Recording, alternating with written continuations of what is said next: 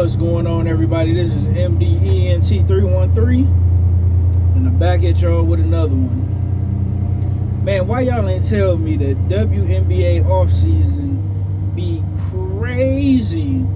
As y'all know, last year was my first year covering the WNBA. I'm talking about I'm still learning these ladies' names, or the proper pronunciation, I should say. And I had an absolute blast covering the WNBA, and I will be covering the WNBA this season, right? So I'm at work, I'm eating lunch, and I'm on ESPN.com, just to see what's going on and checking the scores for the NBA games. And the first person I see on there is Brittney Griner, has been traded from the Phoenix Mercury to the Atlanta Dream. And I was like, wow, because when you're talking about the Phoenix Mercury, you got Brittney Griner, you got an agent, Diana Taurasi, and you got Kaylee Cooper. Now, you had other players like Natasha Cloud, who was excellent, but I wasn't expecting for Brittney Griner to leave the Phoenix Mercury, especially for the Atlanta Dream. And I most certainly was not expecting the Connecticut Sun to trade their best player in Alyssa Thomas, who's a walking triple-double at any moment, to the Phoenix Mercury, right? And it also go on to state that Diana Taurasi, she's debating on retiring instead of, between that and playing her 21st WNBA season.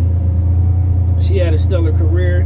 She's an absolute basketball legend, an absolute basketball icon from college. Man, I remember watching her when I was in high school.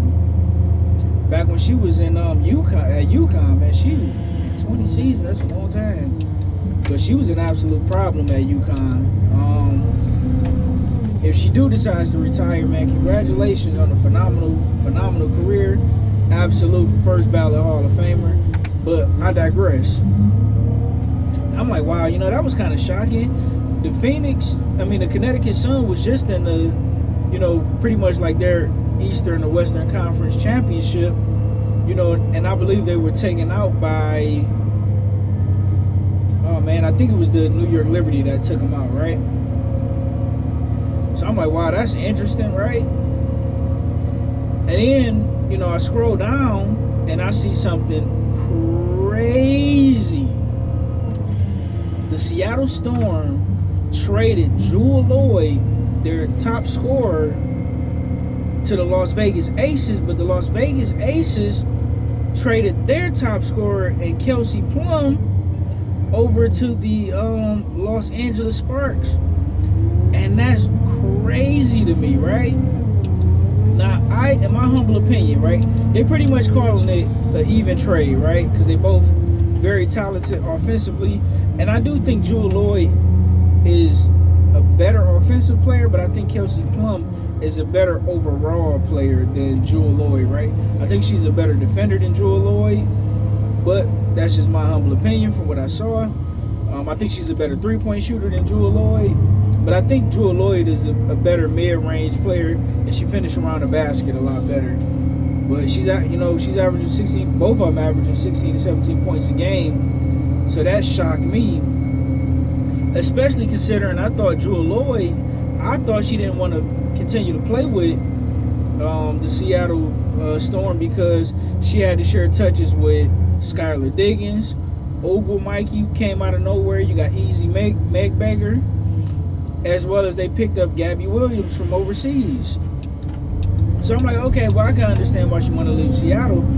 It's not a lot of touches, but if you look at her going over to the Las Vegas Aces, she knows she's not going to be the number one scorer because Aja Wilson is the best player in the WNBA by far, right? And then you got Chelsea Gray, who's a phenomenal ball handler. She's a great point woman, a great assist woman. And I'm like, okay, just when things couldn't get any stranger, right?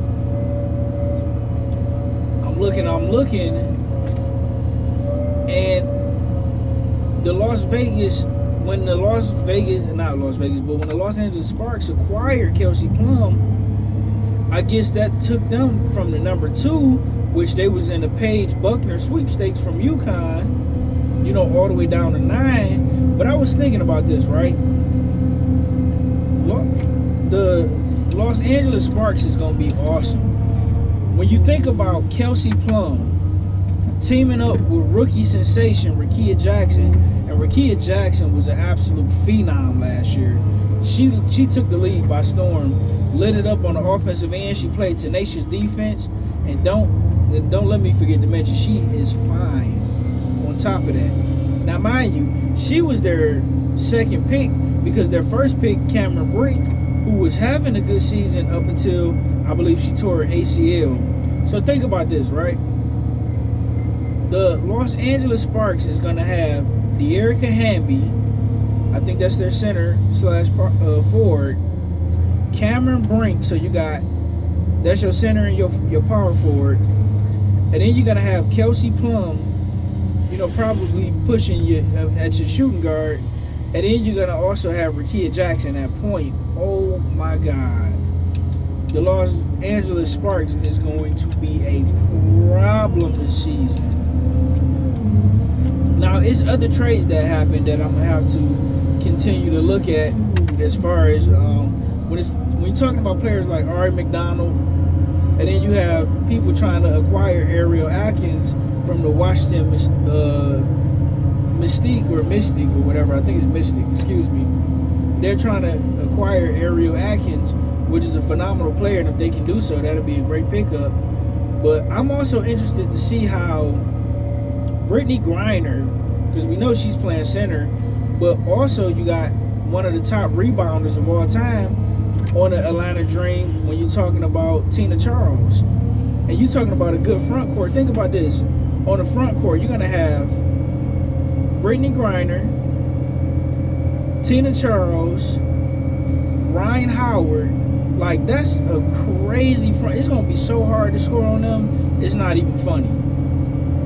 And then you still got Alicia Gray, and you still got Jordan Canada.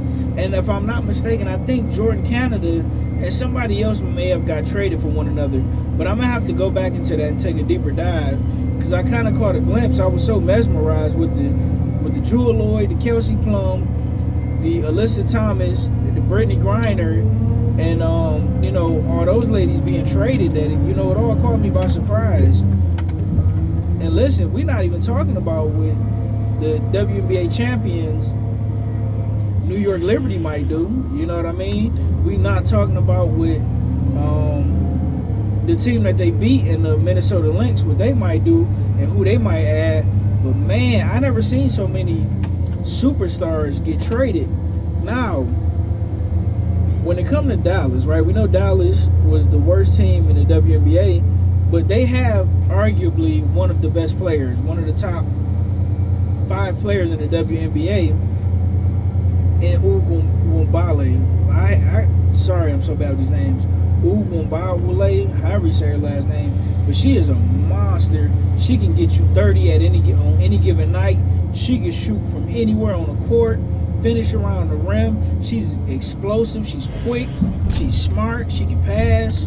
She's just dynamic. And could you imagine them pairing her up if they get the number 1 pick, which they are so far, you know, in line to get the number 1 pick if they don't trade out of it. But they could have her and Paige Buckner from UConn. Woo-wee! That'd be nasty out here. But man, if y'all haven't had an opportunity to go to ESPN and look at all the trades that's happening in the WNBA, man, it'll blow y'all mind. And I wonder why the Chicago Sky isn't trying to acquire one of these big names. Maybe they are, maybe they're not, but man, there's some talent that Angel Reese can use on that team that's being traded all over the place. Let me know what you guys think in the comment section. Like, share, and subscribe.